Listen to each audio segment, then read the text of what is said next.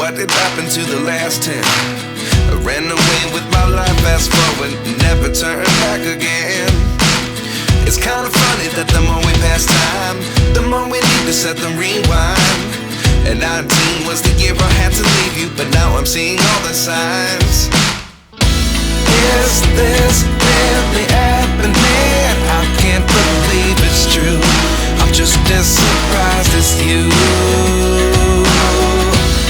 Is this really happening? I can't be too sure, but one day I'll be yours again.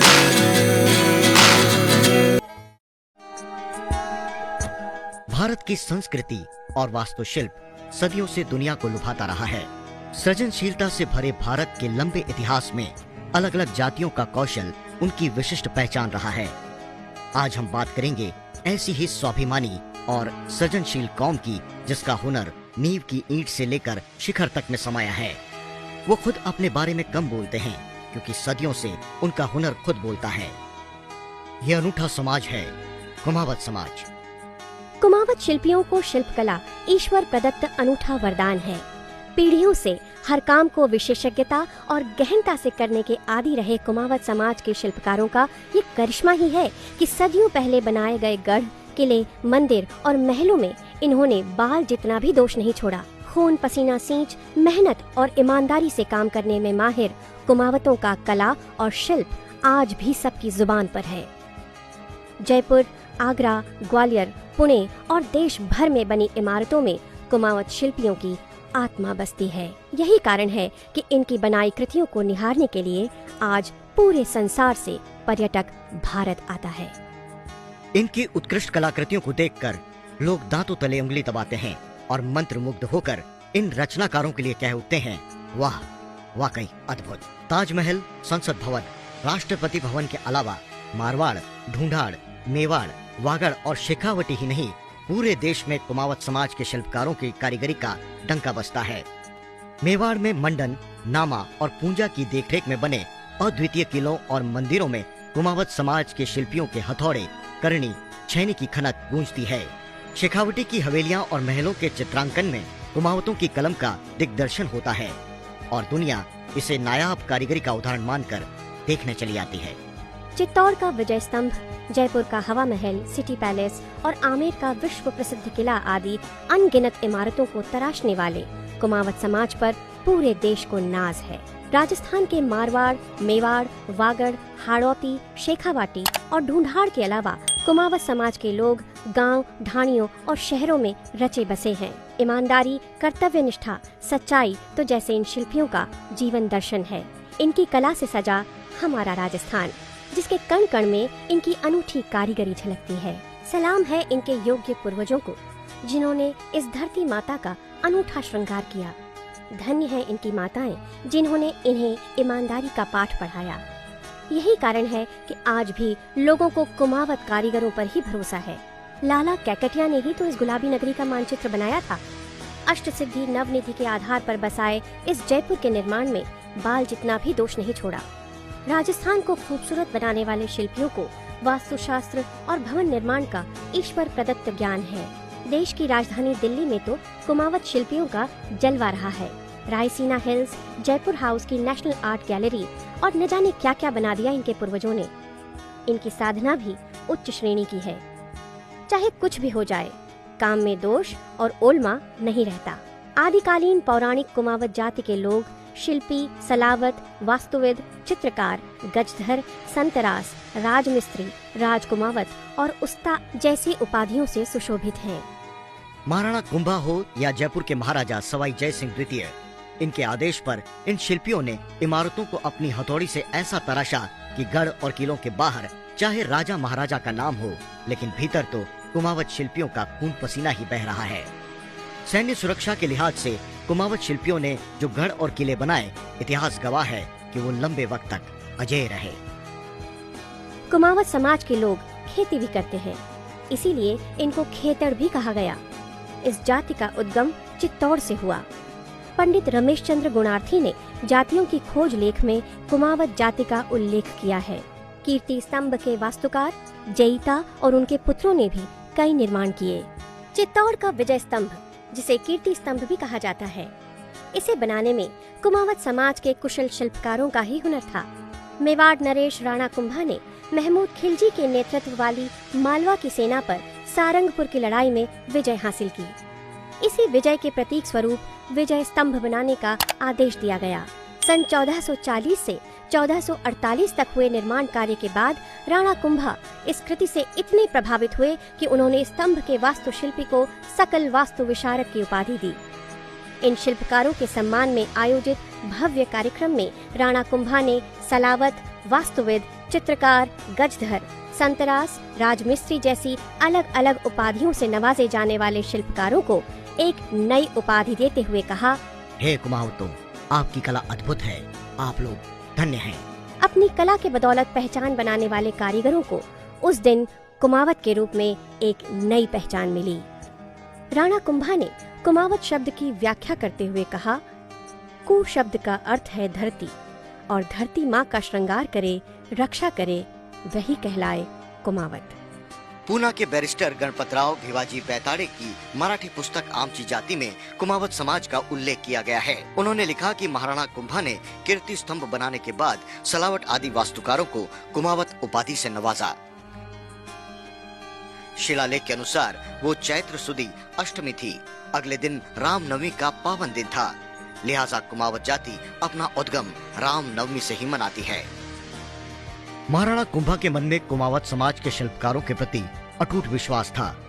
इसीलिए 15वीं शताब्दी में कुमावत समाज के हुनरमंद शिल्पकारों को ही कुंभलगढ़ किले के निर्माण की जिम्मेदारी दी। कुमावत समाज के महान शिल्पी खेता के पुत्र मंडन उस समय के मेवाड़ के राजशिल्पी थे। उन्होंने इसका मानचित्र तैयार किया और अपनी देखरेख में इस अद्भुत किले का निर्माण किया। इस किले के गढ़ रूपी परकोटे पर एक साथ 4 घुड़सवार दौड़ सकते हैं। चीन की दीवार की तर्ज पर 36 किलोमीटर लंबे मजबूत परकोटे ने इसे अभेद्य बनाए रखा। इस गढ़ के निर्माण में जेता पुत्र पूजा, नाथा, गोविंद, तेजा, गेंदा, लाला आदि राज मिस्त्रियों का योगदान रहा था। मंडन वास्तुशास्त्र के प्रसिद्ध ज्ञानी थे, जिन्होंने कई ग्रंथ लिखे, जिनमें एक ग्रंथ राजवल्लभ बहुत प्रसिद्ध है। कुमावत समाज की भवन निर्माण शैली जग जाहिर रही है। वास्तु के महापंडित मंडन खनारिया महाराणा कुंभा के राजशिल्पी थे।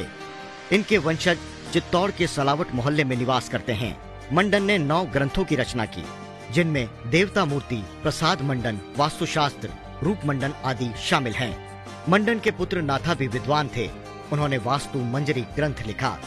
गोविंद ने 3 ग्रंथों में यथा कलानिधि, उद्धार धारिणी, दीपिका जैसी महत्वपूर्ण सामग्रियां लिखी, जबकि शिल्पकार ईश्वर का आमेर दुर्ग के निर्माण में अभूतपूर्व योगदान रहा।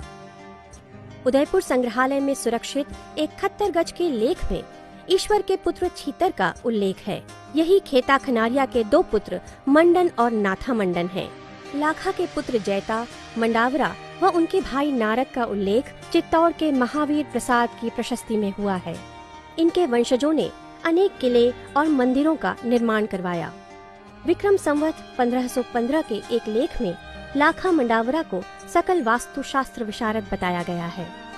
जैता के पुत्रों में नापा, यामा, पुंजा, भूमि, चुथी व बलराज थे। संवत 1538 में प्रकाशित मूर्ति लेख में शिल्पकार सिंहा ने शांतिनाथ जी की मूर्ति बनाई थी।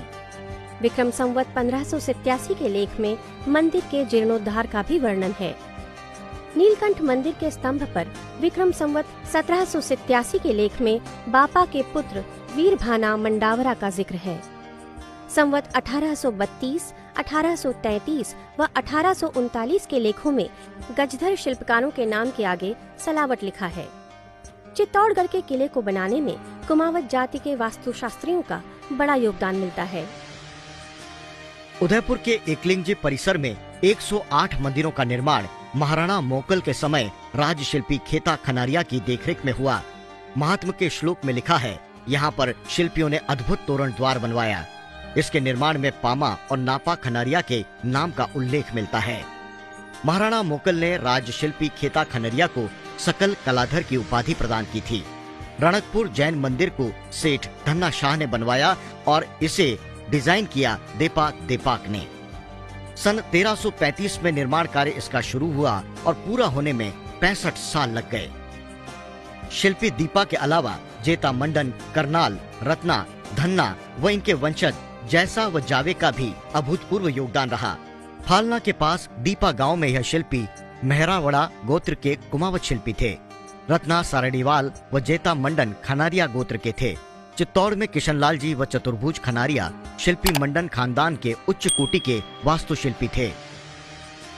ढूंढाड़ के गुमनाम वास्तुशिल्पियों ने आमेर नरेश जयसिंह प्रथम के आदेश पर ताजमहल का निर्माण करवाया। शाहजहां ने 6 जून 1631 को आदेश दिया कि ताजमहल निर्माण आमेर के राजाओं की आगरा स्थित हवेलियों की जगह पर होगा। बादशाह शाहजहां आमेर महल के निर्माण से प्रभावित थे। ऐसे में उन्होंने ताजमहल बनाने के लिए ढूंढाड़ के कारीगरों को मांगा। 21 जून 1632 को योग्य वास्तुकारों को मकराना में मौजूद मुगल अधिकारियों के पास भेजने के लिए लिखा गया। ढूंढाड़ से करीब 20,000 शिल्प पारखी भेजे गए, जिन्होंने 20 वर्ष में विश्व के आश्चर्य ताजमहल का निर्माण पूरा किया। ताजमहल निर्माण में कुमावत शिल्पियों का योगदान अविस्मरणीय है। 19वीं सदी में फतेहपुर आदि की हवेलियां और झरोखे बनाने में तुनवाल परिवारों की चित्रकारी का कमाल रहा। आत्माराम, बालूराम, मोहनलाल, चुन्नीलाल, रामचंद्र, बंशीधर और कन्हैया लाल आदि ने बड़ा काम किया। लक्ष्मणगढ़ में बालचंद्र मारोठिया व द्वारका प्रसाद का नाम मशहूर है। सीकर में हिंदू जैन मंदिरों और हवेलियों के अलावा ढूंढाड़ का चित्रांकन विश्व प्रसिद्ध है।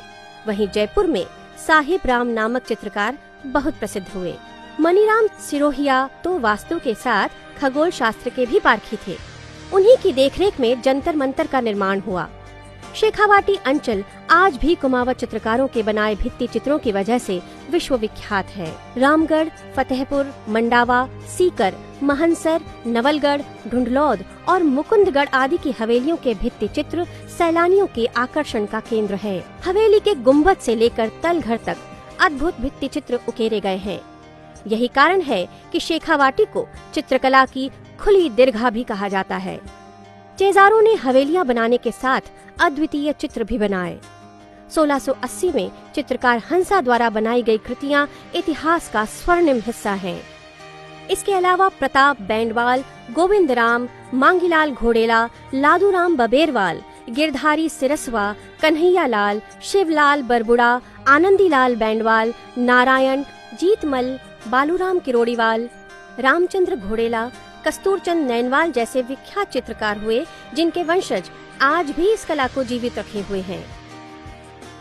आज के बने निर्माण भूकंप और आपदा में ताश के पत्तों की तरह ढह जाते हैं, लेकिन कुमावत समाज के हुनर की दाद देनी पड़ेगी कि सदियों से कितनी भी आपदाएं आई हों, इनके बनाए गए गढ़ और किलों में 1 इंच भी दरार नहीं आई। कुमावत समाज के पूर्वजों के हाथों से बने चूने के गढ़ आज भी मजबूती के साथ खड़े हैं। घरड़ से घिसाई और मेथी गुड़ से बनी छतों में पानी टपकना तो दूर, सीलन तक नहीं आई। कुचामण का किला देख लीजिए, रामचंद्र मेघराम ने इसे बनाया था। नारायण घोड़ेला के नाम से कल्याण जी का रास्ता में एक गली है। उदयराम घोड़ेला को जोधपुर के महाराजा ने सोने का कड़ा देकर सम्मानित किया था और सांभर के कन्हैयालाल चित्रकार और मारोठ का कला घराना तो देश भर में प्रसिद्ध है। स्वाभिमान और कड़ी मेहनत के बल पर इन्होंने अन्य समाजों के बीच इज्जत और बड़ा मकाम हासिल किया है। आज भी जब भवन बनता है तो कारीगर और उसके औजारों का पूजन किया जाता है। चंदन की कारीगरी हो या विश्व प्रसिद्ध शीश महल में कांच की जड़ाई, चित्रकारी ऐसी कि हजारों साल बाद भी फीकी नहीं पड़ी। विश्व प्रसिद्ध ईसर लाट का निर्माण सन 1749 में गणेश राम के निर्देशन में हुआ। वास्तुविद मंडन के दूसरे पुत्र ईश्वर का ग्रंथों में उल्लेख मिलता है। जयपुर महाराजा सवाई जयसिंह द्वितीय ने जब अश्वमेघ यज्ञ करवाया तो इसी यज्ञ के दौरान मानसागर झील में उस्ता राम नारायण खोवाल व हीरालाल नागा की देखरेख में महल बना। यहाँ मेहराब और छतरियों का शिल्प अति उत्कृष्ट है। झील में बने महल को आमागढ़ और घाट के पत्थरों की नींव पर खड़ा किया गया। महल पर चूने के मिश्रण से ऐसा प्लास्टर किया गया जिसकी वजह से पानी में होने के बावजूद आज भी महल पूरी तरह सुरक्षित है। वास्तुकार उस्ता लाला कैकटिया ने जयपुर का मानचित्र कपड़े पर बनाया, जो सिटी पैलेस के संग्रहालय में रखा गया है। वहीं उस्ता अनंत राम कैकटिया ने अयोध्या नगरी को आधार मानकर नवग्रहों के हिसाब से जयपुर में 9 चौकड़ियों की स्थापना की। लूणकरण मोरवाल, सोहन जालांधरा, भूरामल खुरानिया, धन्ना मरोठिया, बालजी तागड़ा, कानजी घोड़ेला, रघुनाथ सिरोहिया, रघुनाथ तागड़ा और जीवन माचीवाल का जयपुर के निर्माण में योगदान रहा। अनंत राम कैकटिया ने सोने का हल चलवाकर जयपुर की आधारशिला महाराज से रखवाई, इसीलिए इन्हें हालूका नाम से भी जाना जाता है। इनके वंशज आज भी जयपुर व नाथद्वारा में बसे हैं। सन 1798 में प्रसिद्ध हवा महल का निर्माण उस्ता लालचंद व रामचंद्र कुमावत ने करवाया। उस्ता रामविलास ने चांदी की टकसाल, रामचंद्र जी का मंदिर, रामनिवास बाग, मेयो हॉस्पिटल आदि का निर्माण अपनी देखरेख में करवाया। नमक की मंडी में एक हवेली और रामचंद्रपुरा की जागीर उस्ता रामविलास को उपहार में दी गई। सेठ मांगीलाल माचीवाल ने रेलवे स्टेशन, सचिवालय और रामबाग बनवाया। सरगासूली उस्ता गणेश राम की देखरेख में बनी। बालाबख्श मुसरब ने अल्बर्ट हॉल बनाने में सहायता की। इसी परंपरा से निकले राम प्रकाश गहलोत ने मुंबई में नगर नियोजक की डिग्री हासिल की। शिला माता मंदिर और मोती डूंगरी के तख्ते शाही महल का सौंदर्यीकरण इन्होंने करवाया। राम प्रकाश गहलोत पहले राजस्थानी थे जिन्हें 1945 में रॉयल इंस्टीट्यूट ब्रिटिश की सदस्यता मिली और 1957 में राष्ट्रपति डॉक्टर राजेंद्र प्रसाद ने उन्हें पद्मश्री से सम्मानित किया। जयपुर के महाराजा सवाई राम सिंह द्वितीय ने रामबख्श उस्ता से रामबाग का मानचित्र बनवाया। लालचंद ने मेयो हॉस्पिटल की डिजाइन तैयार की। अल्बर्ट हॉल के निर्माण में नारायण मिस्त्री घोड़ेला का योगदान रहा। राम प्रकाश उस्ता महाराजा स्कूल ऑफ आर्ट्स के प्राचार्य भी रहे। गंगापोल में लवाण का घेर के राम सहाय ने सिटी पैलेस, नाहरगढ़ और आमेर महल की चित्रकारी को नया रूप दिया। सवाई रामसिंह ने मास्टर राम प्रसाद उस्ता को सोने का कड़ा देकर सम्मानित किया। सांभर के कन्हैयालाल वर्मा, डॉक्टर नाथूलाल, लालचंद मारोठिया का नाम ऊंचा रहा। सौभागमल गहलोत शांति निकेतन में कला सिखाने गए थे। उन्होंने 1933 में रामबाग विस्तार के अलावा सिटी पैलेस आदि के मानचित्र बनाए। राम प्रकाश गहलोत भारत के प्रथम पीडब्ल्यूडी विभाग के चीफ इंजीनियर भी रहे। इन्होंने संसद भवन, विज्ञान भवन और कनॉट पैलेस जैसी बड़ी इमारतें बनाने में अपना योगदान दिया। विश्वकर्मा पुत्र कुमावत शिल्पियों ने आमेर का किला बनाया। 20 वर्ष में यह किला बनकर तैयार हुआ। विश्व के श्रेष्ठ किलों में शुमार आमेर किले का निर्माण उस्ता गोरा कैकटिया की देखरेख में हुआ। गोरा कैकटिया अनंत राम के दादाजी थे। उस्ता बाबूलाल मारवाल, सूंडा छापोला की देखरेख में 2000 कारीगरों ने किले का निर्माण किया। आमेर किला बनाने के बाद बाबू मारवाल कुचामन और सूंडा छापोला ग्वालियर गए, जहां उन्होंने मान मंदिर महल बनाया। आमेर किले को देखकर यह अनुमान लगाया जा सकता है कि 500 वर्ष पहले भी कुमावत जाति की परंपरा, स्थापत्य कला कितनी उच्च कोटि की थी। इसका एक अन्य उदाहरण है वीरभान द्वारा बनाए गए राजसमंद के गढ़ व किले। मराठा बाजीराव पेशवा के निर्देश पर भाऊ मनशाराम धुवारिया ने पुणे का किला बनाया। इस किले की नींव 10 जनवरी 1730 को रखी गई। कुमावत शिल्पी भाऊ मनशाराम को मराठों ने नाईक की सर्वोच्च उपाधि प्रदान की। मारवाल, मरोड़िया, कारगवाल, राहोरिया, छापोलिया, सिरोहिया, बबेरवाल, बड़ीवाल, खोवाल, घोड़ेला, अजमेरा, जालवाल, अनावड़िया, कैकटिया, बरबुड़ा, सोकिल, निराणिया, खाटवाल, खोरानिया, बारावाल, महरावड़िया, सारड़ीवाल, टांक, गैदर, राजौरिया, जलांधरा, माचीवाल, सिरसवा, बोड़िया और खुड़िया सहित करीब 700 से अधिक गोत्र हैं इनके। पूर्व में कुमावत समाज की सामाजिक संस्था का नाम कारीगर कुमावत हितकारिणी सभा हुआ करता था। कामगार व दस्तकार जातियां वर्ण व्यवस्था के अनुसार क्षत्रिय लगाया करती थी, जैसे क्षत्रिय नामदेव समाज, क्षत्रिय स्वर्णकार समाज, क्षत्रिय माली समाज आदि। उसी प्रकार कुमावत समाज भी क्षत्रिय कुमावत समाज लिखता आया है। कई वर्षों से समाज की सभी संस्थाएं क्षत्रिय कुमावत समाज के नाम से पंजीकृत हैं। कुमावतों ने इस देश की पावन धरा पर अपने सृजन के जरिए श्रृंगार किया है।